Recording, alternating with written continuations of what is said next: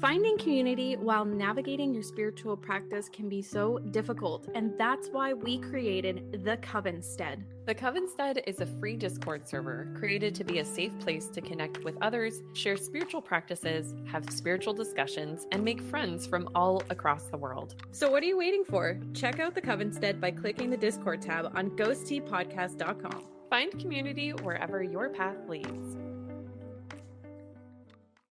Have you been experiencing unexplained activity in your home, business, or area? Alyssa and I would love to help. Since childhood, we've been able to interact with the spirit realm.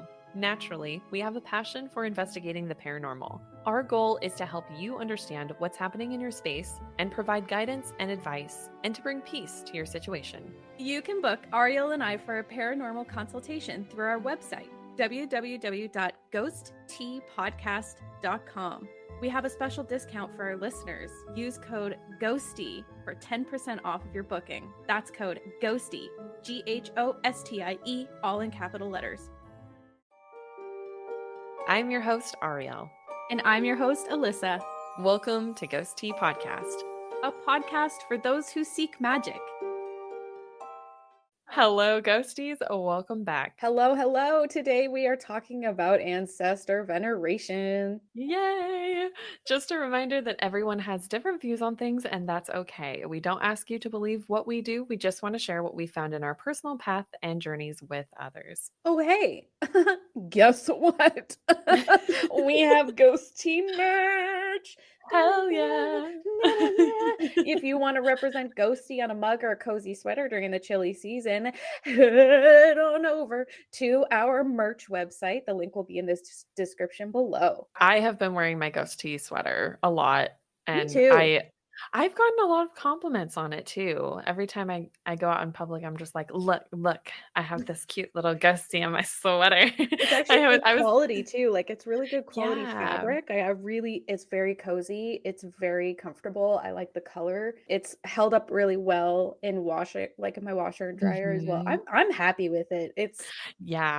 It's definitely worth a look-see if you want to be repping a ghosty. It took everything in me at Target when the cashier was like, oh my gosh, I like your sweater, to not be like, oh my God, thanks. It's my podcast. Oh my God, thanks. You should check us out on Spotify. Oh my God, thanks. Like, I was so excited. I instantly started sweating. I instantly got damp. I was just like, oh my God, you noticed. Oh my God, you noticed me. Holy shit. I just wanted to be like, oh my God, yes, isn't he the best? Like, isn't he the cutest? He's the cutest little ghosty buddy. Oh my God.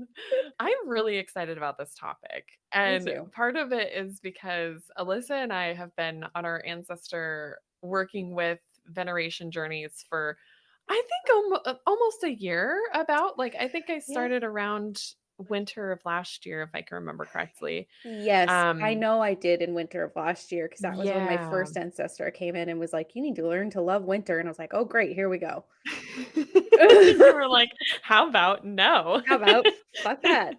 But no, it's been like winter of last year, but I really started getting into like my own heritage and all that stuff around January, February with my mom. So it's been almost coming on to about a year, I would say. Yeah. During that time, it's been so transformative. I was just about to talk to Alyssa about this before we started recording. She was like, wait.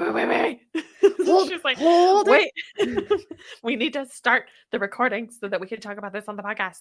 Yeah. But I was going to say, like, the amount that working with my ancestors has changed my practice and changed the way that I approach my magic practice and my magical work and my spiritual path is outstanding. I understand now why people say that it's so important, which, everybody's going to be different. Some people are going to feel really comfortable working with their ancestors and some aren't.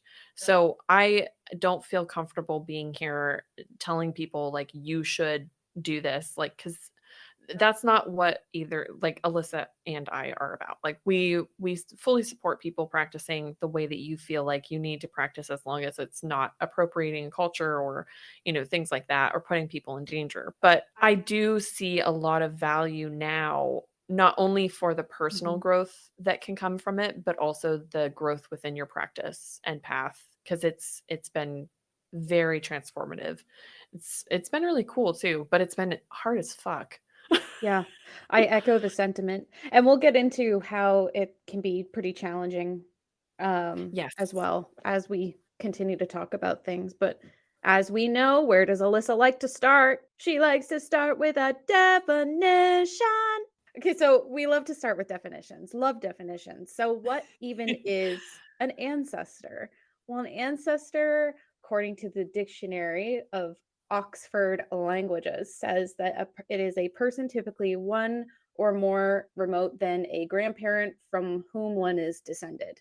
So that is a very broad way to look at it, but it is true because ancestors can refer to those that you are related to through your parents, like your grandparents, great grandparents, and so on, as well as more distant relatives from previous generations. I will share something that I include in my ancestor practice, which I think is really cool. And I don't know if everybody else does this, but I will mention it in a minute. But I also believe, for me, that ancestors include the people who have been adopted. So their adoptive Yeah. families and their Yeah. lineage also count as ancestors. And so, what does it even mean to venerate, though? Well, venerate means to hold in high esteem and honor, and it is considered equivalent to worship. So, for me, one of the things that I count in my ancestor lineage, like who I would count as an ancestor, is actually our species' common ancestor.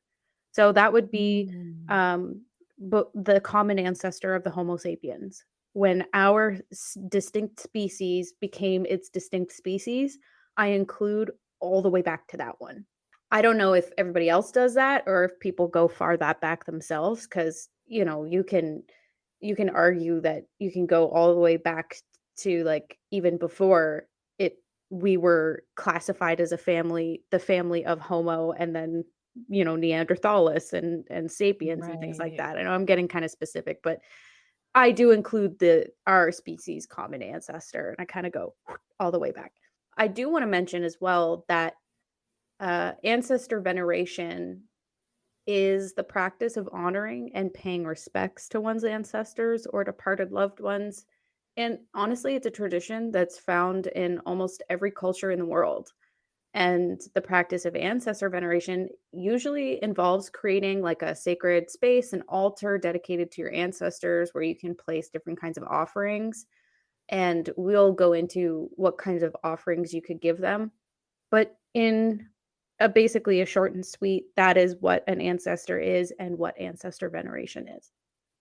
Yeah. Yeah, because I didn't really realize how prevalent it was within, even Norse paganism until I started kinda getting into it and being like, "Oh, okay, this is actually prevalent within this practice." Mhm, Because I feel like it's one thing that is just kind of present, but not really talked about either in a lot of practices, at least within more, like, I don't wanna say popular or, like, common practices because that makes it sound weird, but I honestly really didn't hear about it in connection with Norse paganism until I started digging, and I felt that that was very weird because I feel like it should just be more common knowledge, but I don't know. I think it is very helpful though. I found a lot of value in it myself, but it's also been, I don't know what word to use other than kind of empowering. mhm, It's it's very empowering to know that the lineage that you come from is like backing you up in your mhm. work and in your life and in your practice. And it feels different energetically and, worship wise to worshiping or working with or, feeling deity energy or things like that. With deities, you can feel that support and it's nice. Like it's still there. You can still feel it. But with ancestor support, it just, I don't know. It's Well, kind the way that I kind of think about it is that it feels different because I know that these are people who have lived the human experience. This is something that deities yes. don't have experience with. Right. They are adept at being able to understand and guide us through it, but they haven't Mhm. lived. like a human the way our ancestors Yeah. have. They haven't experienced the full scope and range of human emotions and, what it means to be essentially mortal and having a Right. finite amount of time and energy on the planet, what it means to grow old, you know, and what Yeah. it means to carry wisdom from generation to generation. That is something that is unique to ancestors. And that Yeah. is something that you are I always say this to, my clients and my Patreon members whenever I'm talking about ancestors, but you are the living, walking embodiment of everybody who came before you. And Yeah. so if you think you are disconnected from them, you are wrong. They are a part of you as intrinsic as your DNA, for that is where you come from, is from them. Mhm. And so you are the physical living expression of everyone that has come before you as you are today. And I think that there's something really beautiful about that because there is a multitude of different stories that everybody's family has. There's different stories of struggle, of famine, of trauma, of oppression, of success, of joy, of engagement, of winning, of losing. Like there's so many layers to what a human can achieve in their lifetime, especially if you start layering it back from generation to generation to generation. There's just so much to learn from them alone. Like, if you're someone like me who just loves talking to old people because you love to hear their stories, try Yeah. doing it with your ancestors. It's so Yeah. much fun. Yeah. A couple months ago when Alyssa came to visit, we did a spirit board session, Mhm. and there was one of their ancestors that came through, and it was such a cool experience because they can come through in a bunch of different ways. Sometimes they come through in dreams, sometimes they'll come through in like spirit team sessions, sometimes they'll come through just, while you're doing stuff, and then they show up in your living room and you're like, "Hey." And other times they show up through spirit board, Yeah, you know, it was really cool. it was so cool, She was and it so was just talkative too, and, yes. like, very keen to but she had such a humanness to her, like, the way she Yes. would just interject and be like, do you remember when we were talking to her, and we were just being ourselves, like, being silly Mhm. little silly gooses, and we were just saying silly goose things, and she what was it she said? She spelled out, "Oh my god, you 2." Like Oh, yes. like, that's the kind of thing that I'm talking about, like, that's the Yeah. human part of the ancestor work that's, like, you can just it was like we were talking to her, but you could hear her, like, just the way she Yes. is, like, you could feel her You could hear personality. Yes, exactly. You could really feel the personality coming through. And of course, deities have personality too, but it is different in the sense that, like Alyssa said earlier, they haven't lived the human experience. At least most of them have not, as far as we know. Yeah. And so because of that, there is I don't want to say lack of humanness, because I do think that they empathize, but I don't think that they are able to understand it to the degree of an ancestor Mhm, because they haven't lived it. mhm. It's different to live something than to empathize with someone going through something Yeah. that you haven't experienced yourself. And so there's always going to be that kind of separation there, but there is that deep sense of support that comes from working with ancestors because of that. One thing that I think I feel like we've mentioned this before on the podcast. Maybe we haven't. I know that we've talked about this between us both outside of the podcast, but I feel like with deity work, deities really help us to advance our practice in connecting more broadly with the spirit realm, like Mm, connecting with our magic, connecting with our spiritual connections, things like that, and really solidifying those things. Whereas our ancestors really help us to connect to ourselves mhm, and connect to our everyday life and experiences. And since working with my ancestors, I feel like I've also noticed myself really taking into account what I'm experiencing on an everyday level, like wanting to be more present and more aware of what's happening in my life. And it's not that I couldn't do that with deity work, but it just takes it to a different level. When I'm practicing with my ancestors, it pulls me to the present moment. When I'm working with deities, it makes me look ahead and what I want to be accomplishing and what I want to be doing. Whereas I feel like with ancestor work, I've noticed that I really pay attention to who am I in this present moment? And is it in alignment with who I want to become? And if not, how can I get there while also being present Mhm. during that journey, Mhm. It's if that makes sense? appreciating the journey on the way there, not just the destination kind of Yeah. thing. Yeah. Yeah. There's almost a sense of reverence that comes from living at all that you get from your Yeah. ancestors. It's like they make you appreciate the gift of life that you have, of the gift Mhm. of still being here and able to direct the course of your life in the way that you can, the best way that you can. Not everything is in our control, of course, but they really remind you of the beauty and the gift that is life in a way that Yeah. not that deities can't, but I wish I could have the right words to describe the difference between the two, but there's a closeness that comes to a cellular level to your ancestors, obviously, that Yes. is reflective in the closeness of your spiritual Mhm. connection too. It's like this you can love a god, absolutely, but Yeah. loving God is different than loving your husband or your son or your daughter or your Right. grandmother or your aunt. It's just different, and I know all of you will know what I'm talking about. I mean, the English language has one word for love, but other languages have many other words to describe different kinds of love. So this, I would say, would be a different kind of spiritual experience that you can gain a lot from in the way that deities can, in the way that plant allies can, in the way that, crystal energies can and things like that.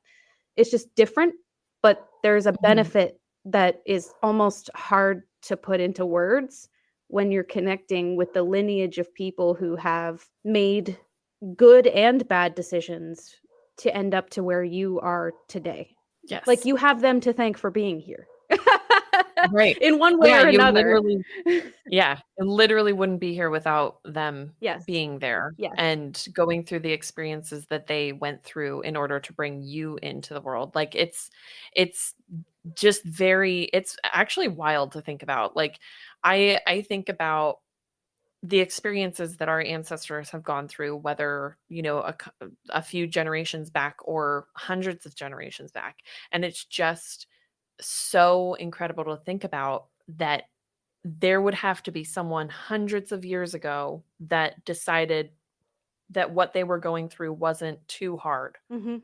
to continue through in order for me to be here, which is weird. It's It's very weird to so think about. crazy, right? Like, as someone who had a hard time being able to trace back their family tree for a number of different reasons, I'm not gonna get into them because 'cause they're super personal, but it wasn't exactly like I had this gigantic book filled with information about all of my ancestors and everybody's names and where they came from, and not every family has that.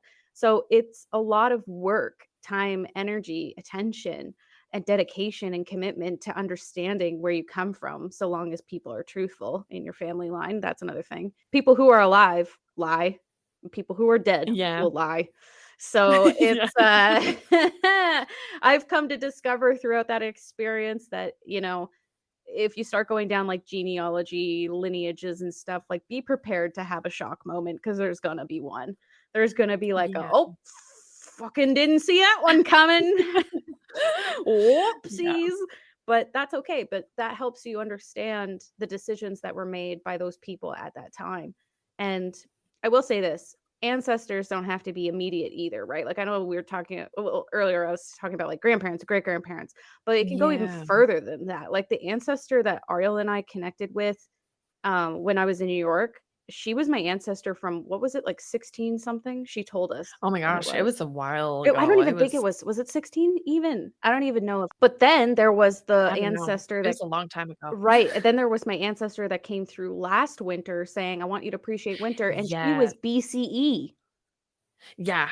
She She was, was like, very, very, very old. BCE. Like, she was She antique, was like, motherfucker. "I'm" She was antique. She she was like, "I am vintage." She was vintage blend, and I was like, "Whoa." Yeah, I can't remember what her death or birth year was, but it was BCE, and I was like, "Wowzers, that's wild." Yeah. So, She like, was like, "I'm coming from way back." yeah, way, way back. So, your ancestors will come through from different sides of your family, they'll come from different points in time, but there is, like I said, something very beautiful about maintaining the bond between the living and the dead through ancestor veneration and Yeah. being able to know that your ancestors, whether you acknowledge them or not, are going to watch over and protect their descendants. Yes. It is very interesting because I think I went into ancestor veneration thinking that I would have, like, all of these different ancestors coming through, and I haven't yet. I can feel them. I know that sounds kind of maybe weird, but it almost feels like I'm in a dark room. This is gonna sound really scary, but this is the only way I can think to describe it. It's like being in a dark room and, like, not being able to see around you, but knowing that there are Yes. hundreds of people in the Yes. room with you, but Mhm. only being able to see a select few. Yes. The And dude, that's wild that you're describing it like that because I feel the same fucking way. It's yes, like it's it's so wild. it's like the way I feel, and I know I'm cutting you off, but I wonder if you agree with me because if I don't say this, I'll forget my train of thought. I almost wonder if the specific ancestors that come through, they come through on purpose for a reason, because if they don't, like, I almost feel like they dude, it makes me think of, like, Mushu from Mulan, where they were, like, all the Yeah. ancestors come together and they, like, charge this one entity to be like, "You're the one who's gonna connect with Alyssa today. You're the Yes. one who's gonna connect with Ariel today," because there's, like, Yes. 70,000 rest of us or whatever, and we all wanna say the same thing, so Right. they're just gonna, like, filter it through this one specific person on purpose. Mhm. I almost feel like they're Yeah. crafty, that way. Yes. I feel like my grandmother, on my mom's side is the ancestor, which, granted, we could maybe not consider her an ancestor since she's only my grandmother and not my great grandmother. But she tends to be the liaison between me and my ancestral line on my mom's side. I haven't had an ancestor come through, at least not to me. I've had them come through in mediumship sessions for me, but I haven't had an ancestor from my dad's Me side neither. come through yet. Me neither. Um, It's all my which mom. All my yeah, mom's and side. I'm eager to maybe have someone come through from my dad's side. I'm not. Like, I feel I you're Fuck like, them all. "No, thanks." Oh, fuck them all. Um, I'm curious if that will ever happen It or might. if they just kind of will all be like, "Hey, you know what? It's okay. We'll But just assign you to be everybody's But liaison." what you're talking about is more passive ancestor communication, where you're waiting for them to come to Yes. you versus you going to them. So it doesn't have Yes. to be that way, right? Like, you can be Right. intentional with your connection to Mhm. your ancestor. So if you choose, right? And this is the same for me. If you and I choose we want to connect with an ancestor on our father's side, we will connect with someone, but who it is, we won't know until we connect. Or you could Yeah. approach it the way that Ariel and I approach it, which is like, allowing the ancestor that is meant to come through when they come through. But either Mhm. way is valid and either way it will work. However, we did also want to mention when it comes to ancestor work about generational trauma and like Yes. decolonizing your experiences, Yes. your spiritual practice through your ancestral work. And Mhm. I almost feel like the more passive, like allowing who to come through when they want to, it wouldn't necessarily be the most effective method for healing generational traumas or dismantling anything Right. that's discriminatory, like a behavior that's passed down. Because, people aren't born racist, it's learned. And Right. so it's like, how is it that you can go about the process of addressing and healing these things by healing past wounds and connecting with ancestors to support your growth through that while rejecting the ones that would want to get in your way? Right, and I think for some people that might feel wrong to, like, cut ancestors off just because they believe differently than you. It kind of Not feels me. discriminatory, I think, to some people. For me, I don't see it as such No. because it's a boundary that I'm setting with Mhm. them. When I connect with ancestors, I when I initially really opened up my practice to them, because obviously they're there, whether you want to admit that they're there or not. But once you officially like welcome them in and are like, okay, yes, I'm going to start, venerating you in my practice and really actively working with you. When I did that, I went in with the intention and with the statement of, I welcome in your energy and your support and your love as long as it's something that supports me in who I am right now, what I practice right now, what my intentions are. And I'll respect your beliefs that you had in life if you hold them in death, but I cannot follow beliefs that don't feel right for me right now. And, my grandmother, devout Catholic when she was alive, my grandmother on my mom's side. So she has been, at least within death, very supportive of my practice. But there have been ancestors who have come through in dreams and stuff. Cause I don't know what happened, but as soon as I became a death witch, it was like I started having spirits come through my dreams all the time. It was not a thing before, and now it is.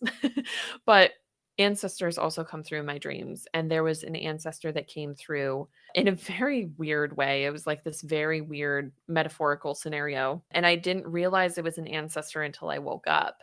And then I was like, oh, and I kind of put the pieces together that it was an ancestor that just had different beliefs than me and didn't support what I was doing right now as a job because they felt that it was wrong and disrespectful to their beliefs. And I had to lovingly but firmly like separate my energy from that ancestor's energy.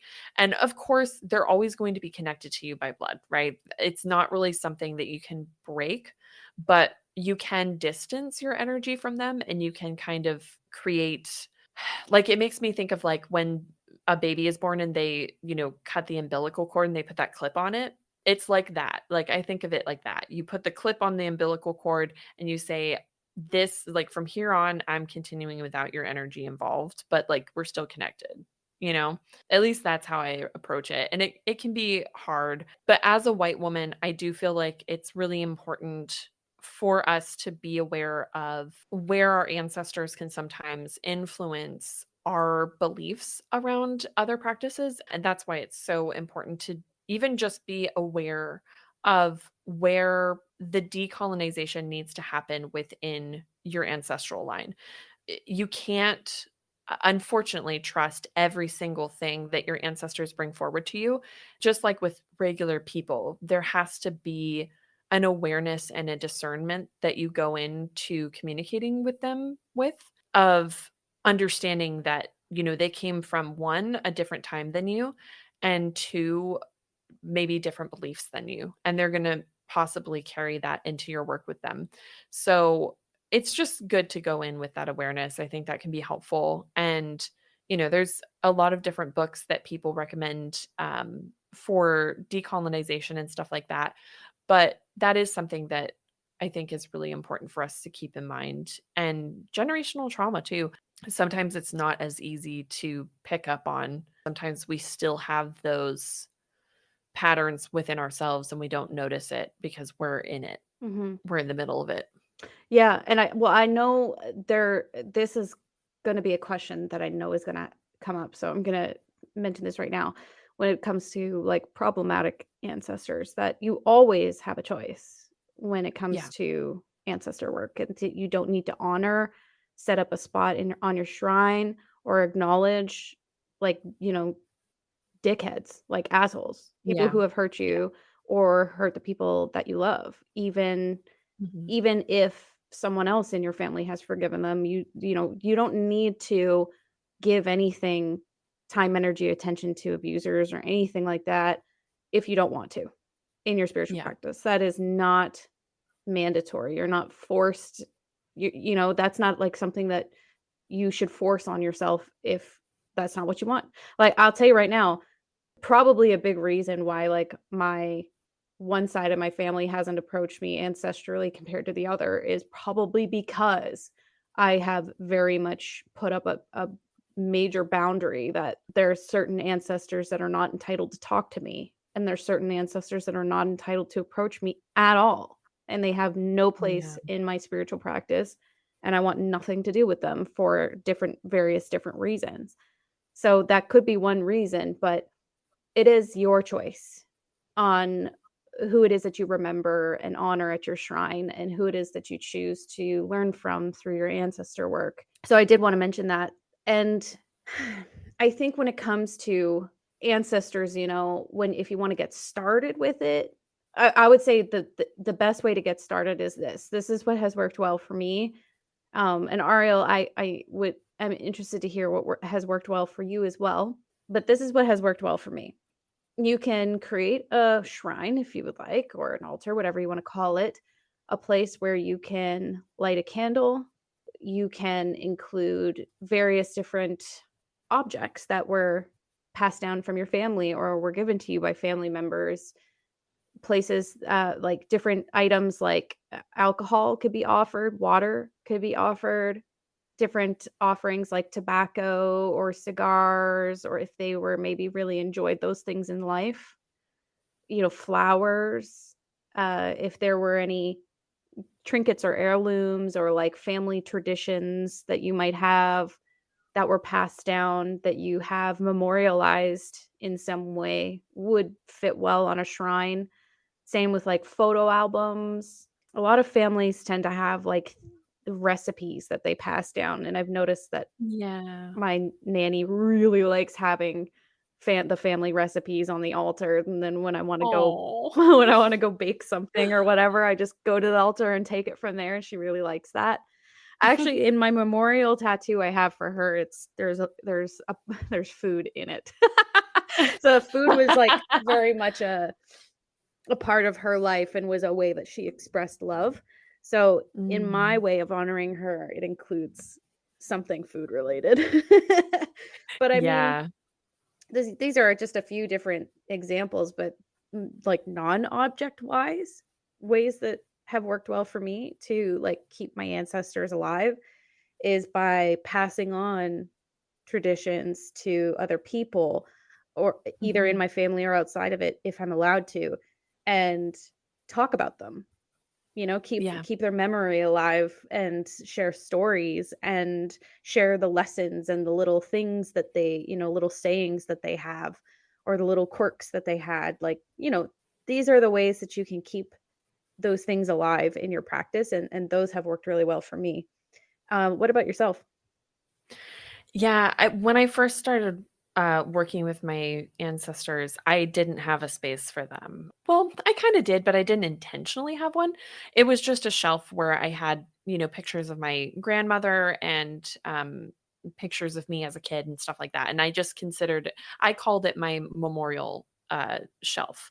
And then it just kinda started naturally growing into my ancestor spot, Mhm. an ancestor shrine, until I officially, dedicated a whole shelf to them, and having a space for, things for my ancestors, whether it was crystals and trinkets and things like that. I have some items from my grandmother, and my grandfather on my mom's side, there. But even just like Alyssa said, like honoring them through the things that they enjoyed in life. Like my grandmother was also all about food, because she lived through the Depression era. So she Mhm. was Mhm. like, Same. as soon as she was able to be in a space where like she could be cooking the things that she wanted and enjoying things, like that was very much her. Like she wanted to be able to enjoy life through food. So cute. So cute. And I love it. So It's so sweet. cute. And so there are a couple recipes of hers that I have that, whenever the holidays come around, I think of her and I want to make them. But Mm. also just having like the little quirks, like you said, like my grandmother always she would always go, Lordy, Lordy, Lordy. That's And cute. And after I started working with her, I found myself starting to do that, No, like, when I'm that's just kind of like adorable. and I didn't even it wasn't even intentional, it just kind of started happening, and it just was really funny to kinda see that, but I love being able to remember them that way and be able to enjoy them that way. Even as weird as it sounds, like dancing, like my Mm, grandfather on my mom's side loved dancing mhm, and he would dance very embarrassingly. And so like I'll, dance really silly around my kitchen while I'm doing chores and stuff to honor them. And it's just fun things like that. Like it doesn't require anything special. But even chocolate, like a lot of ancestors really like it when you leave chocolate on their altars, or a lot of spirits in general, like milk and honey, is a common offering to them as well. Yeah, I mean, I love having those kind of things. I know Alyssa and I have also implemented custom decks within our mhm, practices that I have found so helpful for connecting to spirits. In particular, it was created to use within my death witchery practice, but it's kind of leaked over also into my ancestral practice inevitably. And so having some sort of divination can also be really nice, whether that is pendulums or coins or even, trinkets or a certain card deck that you use and associate with your ancestors can be a beautiful way of connecting with them mhm. and just kind of having their energy in something. Like Alyssa said, pictures are really beautiful as well. But I think overall, I think there's so much benefit to working with ancestors, and you'll also know when and or if you're ever ready to work with them. Mhm. I know in the beginning of my practice, I didn't feel like it was necessary at all, and I got really confused when people are like, "This is pretty important," and I was just like, "But why?" Like, I just never felt drawn to it until the last year or so, and then it was like switch flipped. It Dude, was so it's weird. wild, right? Like, I don't know it's what so happened. integral to me now. It's so ingrained in Yes. me I now. can't imagine my practice without it. And do you wanna know a weird side effect that has happened for me from working with ancestors is I am so fucking protective of, like, our traditions and Yes. stuff now. Whereas before I've been Yes. like, "Oh, who gives a shit?" Now I'm like, "Fucking protect everything." Like, share the story, share the Yeah. wisdom, share the knowledge. Like, I'm just like, I want to keep it alive as much as Yeah. possible. And I have this like pull, and I almost wonder if it's just the the work of the ancestors working through me of being like these things Yeah. matter. And I find myself like more empathetic to people in my family that I otherwise would have been more short-tempered with, or like various different Right. like there's been it's weird. It's so weird and cool and awesome and freaky and sad and happy and fun and scary, and it's all these cool things that come with being a person, a human. And I think Yeah. that if there's one thing that ancestor work has taught me, it's that there is always something to learn. There's always a thread to pull at and unravel. And especially when it comes to like trying to disentangle some of those inherited generational traumas, or Yes. biases, or things that don't serve you today, and concepts and things like this that just don't apply to you and aren't a part of who you want to be. And as you kind of pull on that thread, it's crazy. It just unravels, and then you're like, holy fuck, like you don't realize how intense it was and how much it impacted how you lived your life and who you would connect with as you get older, and like all of these things. And it's just once you start doing that, it's just kind of like wiping the bullshit out of your eyes, and all of a sudden you can see really clearly and in a different way. It's weird. That's probably the best way I could describe it. Yeah, and I will say that, having deities be proud of you is amazing, Mhm. but I have never sobbed as much as I have when going through a difficult time and having an ancestor say that they were proud of me. Mhm. Mhm. Because it's just I think it is that human aspect of it, of them having gone through sometimes harder things than we have experienced Oh, now in our most lives. certainly. Yeah, Most and then certainly. they're still like, "We're proud of you," and I'm just like, "Stop Different it." Just lived like experiences, you know? Like, ask them yeah. about their stories. It's so cool. Yeah. It's sad, Yeah. and it's funny, and it's all those different emotions I listed and more. You'll Mhm. realize that the people that you are related to or have descended from have such interesting stories. Yeah. I will also add that this is something that came up before, and I've taken some time to mull on it and think about it, and I actually think that this is something that I fully embrace now, and I'll explain why I had a change of heart. I had somebody approach me and ask me, "Do would you consider connecting to someone you never knew in life that you know you're not related to, and have that under the umbrella of ancestors?" Oh, like, almost connecting like, I'm trying to think of how that would apply, like, almost like someone else's? Like, just a random person, which would be somebody else's ancestor in theory, yes. But it could be So, like, in theory, like a celebrity or something, just for an let's just say, example. for example, yeah, let's just say, for example, like Marilyn Monroe. And at first, I thought, "No, that doesn't super apply because that's not part of your experience," but then I started thinking about it, well, yes, it is, because I go as far back as the common ancestor. So, in theory, they are an ancestor in some way too. But also, Mhm. it's why would you exclude someone like, I don't know, Marilyn Monroe or some other person, like, that you really are interested in connecting with and not have them under the umbrella of ancestor work, but you would for, like, family friends, you know? Like, we have friends of the family that go back generations that have passed, and I consider them part of my ancestors, but I'm not related to them either. See what Mm. I'm saying? It's like Yeah. I was, like, drawing the line based on some arbitrary thing. Like, I don't know why Well I drew the line. Like, I'm not one of those people where it's like, you have to be blood related. I'm not, because we have adoptive people in our family. And so for right. me, it doesn't matter. Like, the blood aspect doesn't matter for me as part of, like, ancestor work.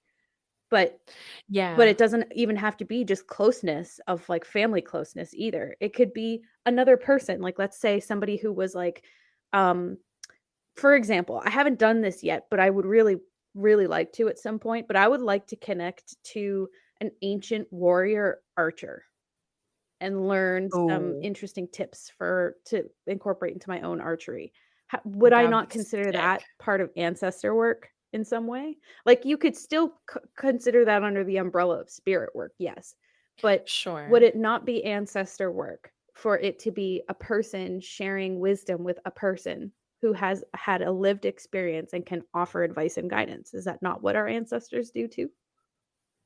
Right. Well, and I do feel like death work and ancestor veneration are pretty tied together in a lot of ways Definitely. too. Definitely. So I can see where you're coming from with that because it's even though like there's a part of me that hears that and is just hesitant towards Yep. it just because of like the ethical boundaries I feel like it can kind of get tangled in. But how But far I back also does that not apply? You know right, what I mean?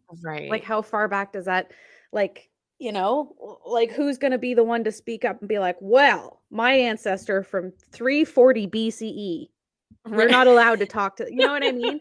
But, like, how would you even know? Right. It's just for me, it's like I went through a bit of a thinking process around that, and I was like, "Well, why wouldn't you include, like, family, friends, or people that you admire, like idols, let's say?"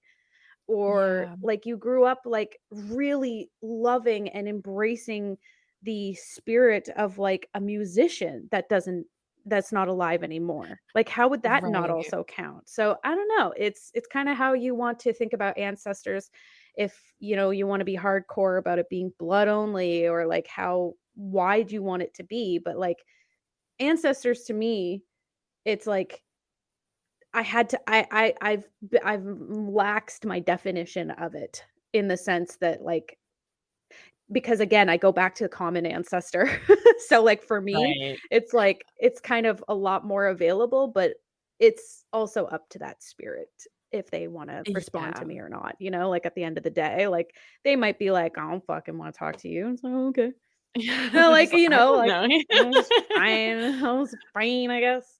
But, I've it's kinda one of those weird things where it's like, well, how do you define like, how far back do you stop considering it ancestor and it being spirit work or death work?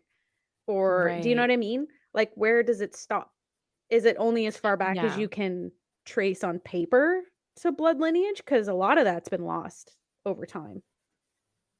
Yeah, that's true, and I do feel like it makes sense to have that viewpoint, especially with someone who has, like, adopted people within their family, like, Mhm, as I believe there has to be adopted people in my family, but I can't remember off the top of my head who they are, because they go back a little bit, um but it makes sense to have that viewpoint, especially with, adoption because that is your family. mhm, Like it isn't necessarily your blood family, but it's still your family. mhm, And there are very, very close friends who we consider family. Like there are aunts that I have in my family line from my mom's side who were never related to us, like, but we just called them aunt, so and so.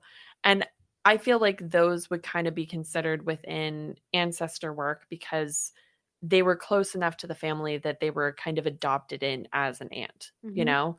Um, so I think that's a very interesting perspective. I can't say where I land with that perspective just because I haven't really thought about it that much, but I can see where you're coming from with that and it makes sense in especially coming from the space of adoptive families and like not necessarily being blood related because it's like Well, that was eh, the hardest part for us is because we yeah. do have, like, you know, like I'm in that situation where there is an immediate family member who is adopted and therefore has had 0 linkage, like 0 information about Right. their family.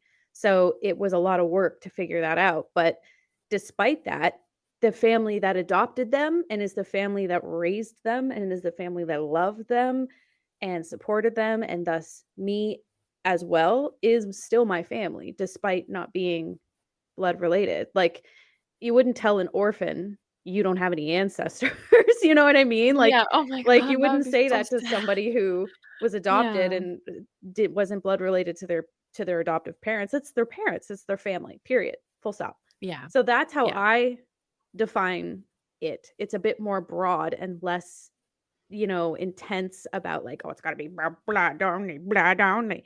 It's like it doesn't Yeah. that to me just it feels wrong to cut yourself off from that, and I don't think that the spirits would let you anyway because they're still your Oh, family yeah, regardless. they would shut that stuff down You know so what I fast. mean? Like, They'd be you're like, "What do you mean we're not imagine, related?" imagine, imagine a scenario where you were, adopted and you weren't related to your like, blood related to your parents, and in death, you were just like, "Nope, Yeah. can't talk to you, you're not my aunce." Are you for Yeah. real? Like, what? It's just silly. So, Yeah. for me, it's I I've very much, like, loosened those definitions, but again, it's if you are in a situation and you want to work with the ancestors of your adoptive family and within the culture of your adoptive family, then go for it because that's the culture that you would have been raised in, the family you feel connected to, and your spiritual ancestors and will absolutely be there to support you. Yeah. Speaking as Yeah, someone 'cause who has this exact situation in my family, they will right, show well, up for you. because yeah, oh, like, the ancestors that you have within your bloodline as well as your adoptive line will show up. Yep. They might show up in ways that you didn't expect, but they're gonna show the fuck up. Mhm. Like, they're gonna be there. Mhm. Mhm. They're gonna be like, "We're here too." But the same thing Um even is like, I even consider family friends too because we have, like I said, family like, like, family friends that go back generations, like, where their family and my family have always been very close. Does that make sense? mm, Like, we've shared yeah. traditions, we've shared they've been part of big things, births, deaths, weddings, things like that, and they've helped raise. It's kind of why it's like it's more community based than individualistic, because we have, like, in my family, a certain side of my family, we had an open door policy where it was like anybody off the street could come to the house, and if you're hungry, come in, and somebody will make you food. Like, that was the way my family was with the people around them, because because family to them meant more than just who slept in the house. Right. Right. So there's I almost feel like the conversation around ancestor work is dependent on, like, did you have a community-based family like me? Or was yours more individualistic and more like family is only who I'm blood related to? Or is it different? Right. Like, and that's your journey, by the way. That's your own personal journey to decide and figure that out for yourself, because I went through it and it was weird, but I've landed where I've landed. And it makes the conversation more nuanced and less black and white than you Yes. may think. Yeah, because as you were saying that, I was trying to think of, like, the family friends that I had growing up, and a lot of the families that we were really close to growing up who, my friends' parents were really close to my parents, and still some of them hang out with each other even now that we're grown and things like Mhm, that. mhm, And, us kids all stay in contact with each other, things like that. They do feel like family. They do mhm. feel close, but I feel like there are ones that I grew up that way and then we kind of went our different ways, Yeah, and that I feel like I can't it feels weird to consider them, like, almost like family yeah, still, if that makes sense. yep, So yeah, but it makes sense to like, consider them with that in mind, because when you said that, I was like, "Oh, okay, yes, that makes sense." mhm, Because we were very much the same, like, we didn't have a lot of money growing up, but, like, we still, people were always coming over and just kind of spend their evenings with us, and they did feel like family, mhm. absolutely, and it was just kind of that community gathering spot. But regardless, like, I love this topic because it brings up so much thought. But it also I it's like, okay, here's another thought that I have. It's like, you consider it the descendants from who you came from, but keep in mind there's people in there that aren't blood related to you. Yeah, You know what I'm saying? Like, you have yeah, an aunt and they're married, that's your uncle, but your uncle isn't blood right, related to you, right, but yet that's still included in your exactly. ancestral line. So, like, where do you draw that hard line? See what I'm saying? Mhm. So, Yeah. that's where I've had a lot of thought put into, and a lot of these questions have come up, and I found myself relaxing a lot in my rigidity of how I approach it, because Yeah. and I almost it's Well, almost because how are family lines made other than splicing a bunch of families bingo. together? Bingo. Isn't that what it is? And, like, how do you define Yeah, family even? Because I just yeah, told you how we defined mine, and on one side, which was community family. right. That's family just as much as, you know, a household of, like, 3 people. Well, our Mhm. household was 30 people. You know what I mean? Like, so Yeah, it really depends on how you define family, what you consider to be ancestral and what you don't, and how far back you wanna go. Like, do you wanna be crazy like me and go down to the common ancestor or even beyond that? Like, yeah, you carry within you the love and support from even the people who don't share DNA with you, because right, they helped get you to where you are. right. So, They're still supporting. is that not ancestor to you? Is that not family to you? Because it sure sounds like it to me. Yeah. No, I mean, it does make sense, like, Mhm. Crazy, putting huh? it that way. I know, Mhm. it's so weird because it's like it's almost like I forget that that people, like, So your part of the poor family. family friends that, like, it makes me think, I don't know why, but I have this, like, thought of, like, back in medieval times. It's like an ancestor I'm blood related to. It's like they had, like, their best guy friend that they grew up with, and it's like they're like brothers, but not actually brothers, but they're like brothers, Mhm. and, like, they're both at war, and the friend is like, "I'm gonna protect and save you," and then, like, he dies for him, and it's like nobody even down the ancestral line remembers it, and it's like, I'm Right. here because your friend, your quote unquote brother sacrificed himself for you to be here, to be able to have a family and to be able to live your life because they loved you so much like a Yeah. brother, but yet Alyssa in 2023 would be like, "You're not an ancestor." I don't Get know out why. of here. I don't know why, but that just, like, comes to mind. Maybe it happened, I don't know. But, like, for me, I'm like, "That's fucking mean." Like, Don't be fucking rude. "Don't be so rude, daddy chill." Like, it's just so weird to me. Like, why would you not Yeah. consider that to be love? Like a family Yeah. member would love you, you know what I mean? Like, so that's just, that's where my brain goes when I think about shit like this. Yeah, well, because, like, I think of, like, when I got married, you combine Yup, families with other people, and because then my all of a husband's sudden that is family your is my family. family, Right. But and I'm it's not so related to weird to them. think about. At least I don't Yeah, think so.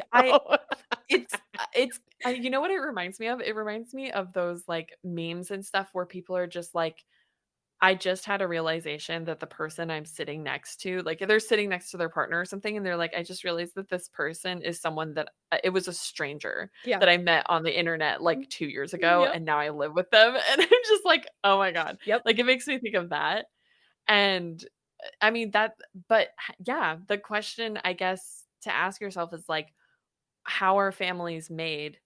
And the definition of that is how you determine who to consider in your ancestor veneration Well, like, dude, because like, I have a really good friend of mine who celebrates Dia de los Muertos and has, like, an ofrenda that has, like, a bunch of his family on it, and it includes tons of people that he's not blood related to, and he oh, still venerates them because they are family in a different way for him, oh, and I that love to that. me, I'm like, "Fuck yeah, dude, same." Like, that is how I approach it, but it may not be how you approach it, you know? So it's kind of Yeah. like, Well, because I think, like, not to be morbid, but also to be kind of morbid, like, I think about, like, if you died, yeah, you like, better fucking include me. Are you I kidding would me? fucking include You you better be because you giving me feel like Nutella family. offerings every I single Saturday. I still am upset that you weren't at my wedding. That honestly doesn't I mean, I'm divorced, so it doesn't matter anymore, but I'm still upset that you weren't there. That was years ago. Like, I'm like, I know that I didn't know you until, like, 6 years after that, but still. Rude, Like, right? So I know, rude. it's very But, rude. like, Like, can you where would you imagine? draw the line, And I guess Right. that's part of the journey of ancestor work. Where do Mhm. you how how far do you go? And there was, kinda coming back to, like, the question that inspired me to think about it, like, deeper, think about it more deeply, is that there are people who include, like, how would I describe this? Uh it'd be like, fucking for example, like, if you're taking like, let's say, like, the fathers or mothers of something, right? Like, the birthplace of a concept or an idea that frames a big part of Mhm. your life. So let's say you're in classics or something, and it's like, I really wanna connect with Homer or, like, the author of the Iliad or some shit Right. like that. You feel me? Like, that is included in some people's practice as ancestor work. Interesting. So Oh, interesting, right? so It much gives it's so food for thought, it and I is. really so for You're me, bringing the tea for us to sip. fuck yeah. So, like, all that to be said is kind of a roundabout way of me saying that, like, you may go through a similar, like, experience with yourself throughout your own, ancestor work where you will start to question ideas that you had, definitions that you have, and this is just one Yeah. fucking example, guys. Like, this is just Yeah. one example. I have many more, but this is just one Right. example of me facing head on, "Why do I think this?" Or, "Why do I feel Mhm. that?" Or, why am I rigid in this, and why am I not rigid here?" Like, it makes you Yeah. face real questions, and this is and it goes from anything as subtle to, like, why you do something very small a specific way to, like, why it is that you may hold prejudices, like, it Right. goes Well, that's the small thing to I was big. about to say. It kind of goes along the line of generational trauma Mhm. too. In a way. Like, asking yourself the questions of, like, what does success mean to me? Mhm. What did it mean to my ancestors? What did it mean to my family? Mhm. That is, like, these kind of questions help us unravel where that stems from, even if it stemmed from before us. Which most likely And it's has, just, because we learn yeah. so much, unconsciously in our childhoods Mhm. and growing up and, like, in the people we surround ourselves with, the culture, the traditions that we are immersed in. There's so much that we just absorb and take on, and sometimes we don't even know that it's not helpful until we start asking what is helpful and what Right. isn't, Right. you know? Until we're like, "Oh, wait, why do I do this?" Yeah, or an ancestor Yeah. comes along and is like, "Have you ever thought about not doing that?" Or like, "Have you ever thought about where that came from?" You know? And Yeah. it just starts you start asking. So, like, it can get real deep, and I I encourage everybody to embrace ancestor work with an openness, a willingness to learn, a willingness to accept that there are things about you that aren't perfect, and a willingness to accept that it's going to evolve and change, and that your ancestors have your back, because they really Yeah, do, and they they have a do. lot to teach you, and there's a lot to learn from them, and dude, like, they've rocked my world, and it's only been a little over a year, Yeah. you Oh my know? gosh. I'm curious to see how our practices with that change Mhm, over the years too, because mhm. I feel like it's just gonna be even more impactful the Like, the longer that we do it. my ancestor that came forward when we were in New York has been sharing, like, recipes with me, like witchcraft spells So and shit cute. too, because she was a witch, and I love I'm her. like, "What the fuck? This is so cool, dude." Like, I'm like, "What the fuck?"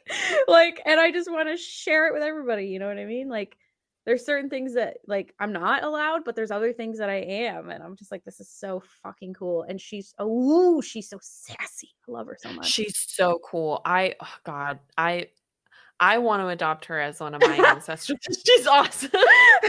Like, when she came through, I was just like, "I freaking love this woman." Like, she's So, yeah, so she's cool amazing. as fuck, man. God, she feels like such a cool aunt or Dude, something, she like, definitely has that vibe, like, she has an 100%. aunt vibe, Oh, and yeah. I love Oh, it. I yeah. love it Oh, so yeah. She much. talks shit behind my back all the time. She's like, "I'm gossiping about you all the All the time." time. It's not always good. She's always quick to point out when I'm acting like an idiot, and, like, I'm just like, "I love you. You're fantastic." Oh, But I love that's, her you know, so that's much. ancestor work. There's so much beauty in it, and Yeah, there's a lot of it's a lot of work. It's a journey. It's absolutely a it journey, is. which, again, a moment where we can return to one of the comments at the beginning of the episode of I think you accurately described it, is that they make you appreciate the journey, not just the destination too. Yes. Yeah. Yes, they help you be in the present because they had to learn how to be in the present moment too. Mhm. Mhm. And you learn a lot in retrospect, and they're already in the retrospect, Mhm. right? So where we are now is where they've already been in a way, and it can be very helpful to be in that energy. Like, the times that I sit with my ancestors, like, I'll sit outside on my porch and just, you know, smoke some incense for them, and then just sit there and talk with them, and it's so comforting. Mhm. It's so comforting and so peaceful and grounding, and in a way that I haven't been able to find with deity work. And, deity work is beautiful, and I don't think I'll ever stop working with deities, but there's just something so beautiful about ancestor work that I'm so glad that we got to talk about this so that people can kind of explore for themselves and or appreciate in a new way, because Mhm. I think it deserves to be more talked about. I agree. And I mean, for me as a deity practitioner and as someone who works with their ancestors, there's always space for both in my practice, but I do know Yes. that there are certain times when I know it's better to go to an ancestor or it's better to go to a Yes. deity. Like, it just feels more right to Mhm. seek guidance from one or the other, or sometimes both. Yeah. Yeah. Yeah. Yeah. Because Absolutely. like, life could be really Yes. fucking confusing, and I'll take all the help I can get. Yeah. Like, no Life can be judgment over shit. here. Yeah. But with that said, like, let us know in the we'll have a little, just, answer and, like, question and answer area below. Let us know what are some things that you enjoy doing in your own practice that honor your ancestors? I would love to hear about people's different Same. things that you offer them or do with them. I love hearing about that stuff. So leave those in the little question box for us, so that we can see the different ways that ancestors are celebrated. But as always, like, thank you all for being here. I know that we kind of had a little kerfuffle last month. Last month was it was a month. It was Garbage. a month. Yeah, it was garbage. Yes. So we're Dumpster just, fire. yeah, we just Selene is so beautiful right now.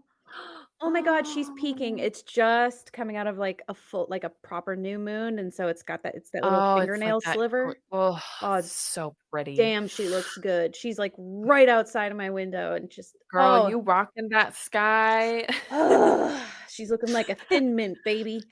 She's so Yes. cute. Okay, anyway, Yes. sorry. So, yes, thank you for Little listening. sky Oreo. She's Double so stuffed. pretty. We just want to thank you all for being here. Even when we have, months where things don't go as planned, we just appreciate you being here and supporting the podcast. And I love seeing all of you appreciate it the way that we do. And it means a Mhm. lot. And maybe I'm just feeling extra squishy because we're getting into the holiday season. But regardless, like, I appreciate all of you. I Yes. appreciate all of our listeners and the support and the love that we've gotten for the podcast over the Mhm. time that it has existed. And I just I'm so grateful to have another year where we've been able to really talk about these topics and things. And as always, like, if anybody is interested in learning more about Alyssa and I, or even booking with us collectively or individually, you can learn more about both of us on our website, ghosttpodcast.com. And there will also be links in the little footer to Alyssa's and my websites as well, if you want to check those out. And, it's the holiday season, support the podcast, support small businesses, things like that, Mhm. do all the nice things. Yeah. Um, yeah, it's good. Yeah. Thank you so much, from me as well, and don't forget to rate and share Ghosty Podcast. Yes. And, don't forget that we have the subscriber episodes as well. Yes. So subscribers get access to exclusive episodes, Q&As, discussions, and more, personal or even taboo topics. So you can subscribe via the paid episodes play button. And we will see you again for our next episode, which will be the last one of the year. Oh my god, so weird. Catch you later, All right. ghosties. Bye. Bye.